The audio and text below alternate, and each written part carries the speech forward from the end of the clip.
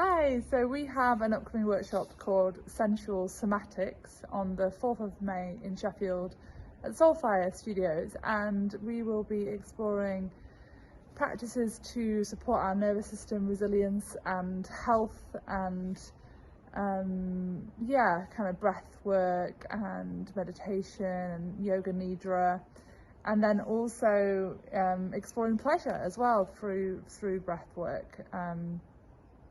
So yeah, did you want to say more about it? Yeah, so this one is more specifically based on rooting into pleasure from a sense of deep rest.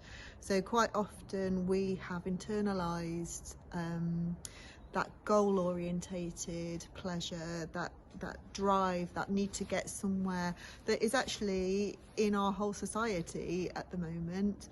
And and internalizing that really can create blocks. So this one is really about making sure that we come into a state of deep rest and then start to explore our sensual or pleasure selves from that space.